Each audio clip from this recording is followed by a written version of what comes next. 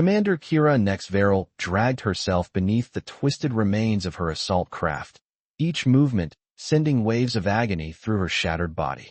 The violet blood of her species leaked steadily from the jagged wound across her abdomen, staining the ashen soil of Naraxis Moon. Above her, 3 moons hung like ominous sentinels in a sky, fractured by atmospheric disturbances, the aftermath of orbital bombardment. Her squadron was gone. The cowards had fled when the ambush hit, leaving their commander behind rather than risk further casualties. Such was the way of the Veridon Empire in these final desperate days of the war. Victory at any cost, even abandoning their own. Kira's breath came in ragged gasps, her secondary respiratory system already failing. 6 hours of consciousness left, perhaps less. No rescue would come. Her beacon had been destroyed in the crash. No enemies remained to deliver a merciful kill shot. They had departed believing all threats eliminated. She would die here alone, as countless warriors had before her. At least there was honor in that. With trembling 4-fingered hands, she removed her command insignia and placed it on her chest. A final gesture of pride. The Veridon did not surrender, not even to death. "My life for the Empire," she whispered, tasting blood on her forked tongue. The ritual words felt hollow now. What empire would be left when this war ended? What would her sacrifice mean on this forsaken rock? As darkness crept into the edges of her vision, Kira turned her gaze upward, focusing on the largest moon. Its pale blue light seemed to pulse with the slowing rhythm of her heart. Soon she would join her ancestors in the eternal void. Soon the pain would end. A sound. Footsteps on loose gravel. Kira's hand instinctively reached for her pulse pistol, but her muscles failed her. She could only lie there, vulnerable and exposed, as the footsteps drew closer. "Hello? Is someone alive out here?" The voice was soft, hesitant, and unmistakably human. Through blurring vision, Kira saw a figure approach, silhouetted against the moons. A human male, dressed not in military gear, but in the practical jumpsuit of civilian personnel. His face came into focus as he knelt beside her. Bronze skin, dark eyes wide with concern rather than fear or hatred.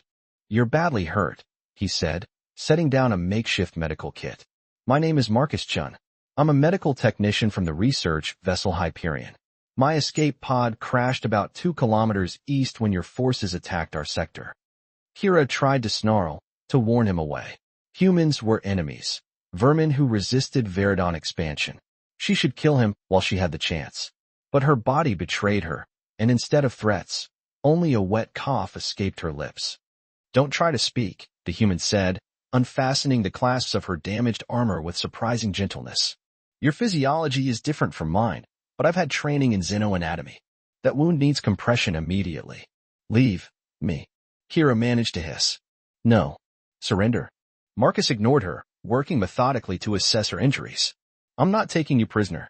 I'm trying to save your life." "Why?" The question escaped before she could stop it. The human paused, his hands steady as he prepared a compression bandage. "Because you need help, and I can give it. That's reason enough." Kira wanted to laugh at the absurdity. Such sentiment was weakness, the very weakness that would ensure humanity's ultimate defeat. Yet as the human's warm hands carefully lifted her broken body, applying emergency treatments with skilled precision, something stirred within her. Not gratitude, never that, but perhaps curiosity. "This will hurt," Marcus warned, before injecting a universal coagulant into the edges of her wound. The pain was excruciating, forcing a strangled cry from Kira's throat, but the bleeding slowed almost immediately. "I have shelter established in my pod," he continued, gathering his supplies. "We need to move you before nightfall. Temperature drops here are severe." "You should kill me," Kira said, her voice stronger now as the coagulant took effect. "I would kill you, if positions reversed." Marcus met her gaze, something unreadable in his expression. "Maybe, but that's not who I am." With surprising strength, he lifted her from the ground, cradling her against his chest. The indignity of being carried by a human should have been unbearable. Yet as consciousness began to fade once more, Kira found herself aware only of the steady heartbeat against her ear, the careful way he navigated the treacherous terrain, and the warmth of arms that held her as if she were something precious rather than a feared enemy. "Stay with me, Commander," Marcus murmured as her eyes drifted closed. "This isn't your final breath. Not today." As darkness claimed her, Kira's last coherent thought was that dying in the arms of a human enemy was strangely preferable to dying alone beneath a shattered alien sky. Consciousness returned to Kira in painful waves. She awoke to find herself inside a makeshift shelter, the remains of a human escape pod retrofitted with scavenged materials. Her armor had been removed, replaced by bandages fashioned from what appeared to be pieces of a human uniform. The indignity burned almost as much as her wounds. "You're awake. Good." The human, Marcus, entered through the pod's damaged hatch, carrying containers of water. "I was beginning to worry." Kira tried to sit up, only to have pain lance through her torso. "How long?" she demanded, her voice raspy from disuse. 3 planetary rotations, Marcus replied, kneeling beside her. "Your healing rate is remarkable. A human with those injuries would be dead." "Veridon physiology is superior," she said automatically, the imperial rhetoric ingrained through years of military conditioning. "We are not fragile like humans." Something resembling amusement flickered across Marcus's face. "Fragile enough to need my help, Commander." Fury spiked through Kira's veins. With a quick movement that reopened at least one wound, she grabbed Marcus's wrist, her clawed fingers digging into his skin. "I did not ask for your help, human. I did not want it." To his credit, Marcus didn't flinch. "Want and need are different things. You're free to leave whenever you can stand on your own." He gently but firmly removed her hand. "Until then, you might consider thanking me instead of threatening me." "Thanking you." Kira spat the words. "For what? Prolonging my suffering? Denying me a warrior's death? For saving your life?" Marcus said simply, applying a disinfectant to his wrist where her claws had drawn blood. "Though I'm beginning to question my judgment." Outside, thunder rolled across the desolate landscape. The air pressure in the shelter dropped suddenly as a storm system approached, one of Naraxis's notorious atmospheric disturbances, capable of stripping flesh from bone. "Storm's coming," Marcus observed, moving to secure the hatch. "Category 3 at least. We'll need to move to the interior compartment." "We?" Kira's laugh was bitter. "There is no we, human. Your people and mine are at war. Have been for decades." Marcus paused in his preparations. "Out here, there are no sides, Commander. Just survivors." He gestured to the howling winds beginning to pick up outside. "And right now, we need each other to survive." The shelter shuddered as the storm's leading edge struck. Metal groaned against the onslaught. Without warning, a section of the exterior wall buckled inward, sending debris flying. Marcus moved with surprising speed, throwing himself over Kira as shrapnel rained around them. For several breathless moments, they remained frozen, his body shielding hers, her hands instinctively gripping his shoulders. She could feel his rapid heartbeat, the warmth of his breath against her neck. "Are you hurt?" he asked, pulling back to examine her. "No," Kira replied, unsettled by the genuine concern in his voice. No one had looked at her that way in she couldn't remember how long. Together they retreated to the pod's inner chamber as the storm intensified. The space was cramped, forcing them into uncomfortable proximity. Marcus busied himself checking her bandages while monitoring the integrity of their shelter. "Why did you do that?" Kira finally asked. "Shield me." "Instinct," he answered without looking up. "Poor instinct for survival," she observed. "I am your enemy. You keep saying that." Marcus met her gaze directly. "But you haven't tried to kill me yet." "I am. Conserving my strength." The corner of his mouth twitched. Of course. As the night progressed, and the storm howled around them, the temperature dropped dramatically. The pod's heating systems, damaged in the crash, sputtered and failed. Kira's species, evolved on a warmer world, was particularly vulnerable to cold. Marcus noticed her trembling before she could hide it. Without comment, he rearranged their meager supplies, creating a more insulated space. Then, hesitantly, he offered her his thermal jacket. "Take it," he insisted when she started to refuse. "Your physiology is more susceptible to hypothermia than mine. And you know this how?" Kira asked, reluctantly accepting the garment. "I specialized in xenobiology before being drafted," Marcus explained, wrapping himself in a reflective emergency blanket. "I was studying to be a doctor. Yet you fight in your people's military." "I don't fight," Marcus corrected. "I heal. On either side." He studied her for a moment. "Would you believe I've treated Veridon soldiers before? Prisoners, yes, but I gave them the same care as human patients." Kira wanted to call him a liar, but something in his steady gaze told her he spoke truth. It contradicted everything she'd been taught about humans, that they were cruel, duplicitous, inferior. Yet here was one who had saved her life at risk to his own. As the storm reached its peak, the temperature continued to plummet. Even with the jacket, Kira's body temperature began to drop dangerously. Her species was not designed for this climate. In her weakened state, she might not survive the night. She didn't realize she was slipping into unconsciousness until she felt Marcus's arms around her, pulling her against his chest. "What are you doing?" she demanded, though her voice lacked its usual edge. "Keeping you alive," he replied matter-of-factly. "Shared body heat. Basic survival." Kira should have resisted. Should have pushed him away, maintained the dignity befitting a Veridon commander. Instead, she found herself surrendering to the warmth he offered, too exhausted to maintain her defenses. "If you tell anyone about this," she murmured against his shoulder, "I will disembowel you." She felt rather than heard his quiet laugh. "Your secret is safe with me, Commander." As the storm raged outside and unconsciousness claimed her once more, Kira was struck by a troubling realization. For the first time since the war began, she felt safe, in the arms of a human enemy.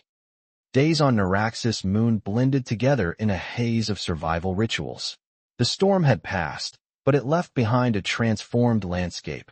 New crevasses in the terrain, debris scattered for kilometers, and an eerie silence that hung over everything. Kira's strength returned gradually.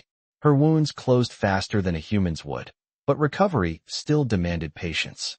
Each morning, she pushed herself further, first standing, then walking short distances, then helping Marcus with small tasks around their shelter. "Your military training is impressive," Marcus commented one day as he watched her perform a series of controlled movements, testing her healing body's limits. "The precision in every motion, it's almost like a dance." "Combat meditation," Kira corrected, completing the sequence before resting. "All Veridon warriors learn it from childhood.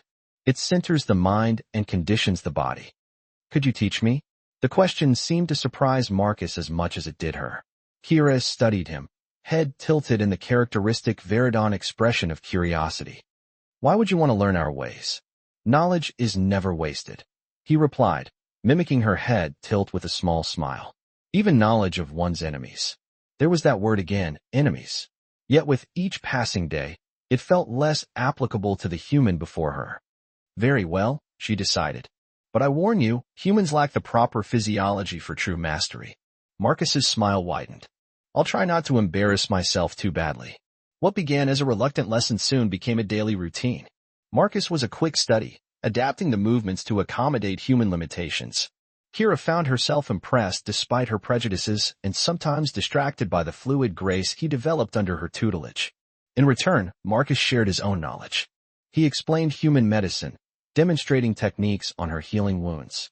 He taught her earth languages, laughing good-naturedly at her attempts to form sounds her vocal apparatus was never designed to make. During evenings, they exchanged stories of their worlds and cultures. Kira spoke of Veridon architecture, vast crystalline cities that channeled sunlight through their very structures. Marcus described Earth's oceans, ecosystems teeming with more biodiversity than the entire Veridon Empire. "Why are we fighting this war?" Marcus asked one night as they sat beneath the moons, sharing a meal of reconstituted rations and local edible fungi he had identified. "Really fighting it, I mean. Not the propaganda either side feeds its people." Kira stiffened. "The Veridon Empire requires expansion. Your coalition worlds stand in our path." "That's the official answer," Marcus acknowledged. "But what do you believe?" The question unsettled her. No one had ever asked for her personal beliefs on the conflict. Veridon commanders executed orders. They didn't question them. "I believe," she began slowly, "that fear drives both sides. We fear extinction if we do not expand. You fear subjugation if we do." Marcus nodded. The first honest answer I've heard from either side. Their conversation was interrupted by a distant screech, the unmistakable hunting call of a Naraxis carrion crawler.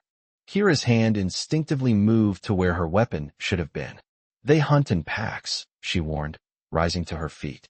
"We should return to shelter." Too late. The ground vibrated with approaching movement. Multiple signals, closing fast. Marcus grabbed their few supplies while Kira scanned for defensive options. The pod wouldn't withstand a determined attack from multiple crawlers. There, she pointed to a narrow ravine. Defensible position. One approach. They moved swiftly, Kira ignoring the protest from her healing tissues. Behind them, the first crawler appeared, a massive arthropod with multiple jointed limbs and serrated mandibles capable of shearing through battle armor. They're attracted to blood, Kira explained as they reached the ravine. Mine has probably been calling to them for days. Marcus positioned himself at the ravine entrance, brandishing a makeshift spear fashioned from pod debris. Stay behind me. Kira stared at him in disbelief. You cannot be serious. I am a Veridon warrior. You are a medic. A medic who's currently healthier than you, he countered, eyes fixed on the approaching predators. Besides, I've been practicing those combat forms, remember? Before she could argue further, the first crawler charged. Marcus met it with surprising competence, using the spear to keep the creature's mandibles at bay while avoiding its grasping limbs. But there were three more close behind. Kira seized a jagged piece of metal and moved to Marcus's side. Together they held their position, fending off repeated attacks in a coordinated defense that seemed almost choreographed, as if they had fought side by side for years rather than days. When the largest crawler breached their defense, its barbed limb slashing across Marcus's chest, Kira felt a surge of something unfamiliar, raw protective fury. With a battle cry that echoed through the ravine, she drove her makeshift weapon deep into the creature's central nervous cluster. The remaining crawlers retreated, sensing stronger prey elsewhere. Breathing heavily, Kira turned to Marcus, who pressed a hand to his bleeding chest. Let me see, she demanded, her tone leaving no room for objection. The wound was serious but not fatal. With steady hands, Kira applied the medical techniques Marcus had taught her, cleaning and binding the injury with practiced precision. You fought well, she admitted grudgingly. For a human. Marcus winced as she tightened the bandage. And you're a decent medic. For a Veridon. Their eyes met, and something passed between them. Respect, certainly, but also a deeper recognition. They had saved each other, depended on each other, perhaps even needed each other in ways that transcended mere survival. That night, as Marcus slept fitfully, his body fighting off the mild toxins from the crawler's attack, Kira maintained a silent vigil. She studied his features in the moonlight, so alien yet increasingly familiar. She found herself wondering what it would be like to trace the contours of his face, to feel the strange smoothness of human skin beneath her fingertips. The thought should have disgusted her. Instead, it stirred something warm and dangerous in her chest. This is madness, she whispered to herself, even as she gently adjusted his bandages. Complete madness. Yet as the moons crossed the night sky, Kira could not deny the truth any longer. This human had somehow breached defenses far stronger than any physical armor she had worn. He had made her question everything she thought she knew. And for the first time in her warrior's life, Commander Kira Nexveral was afraid, not of death or defeat, but of the feelings growing within her for an enemy who no longer felt like an enemy at all.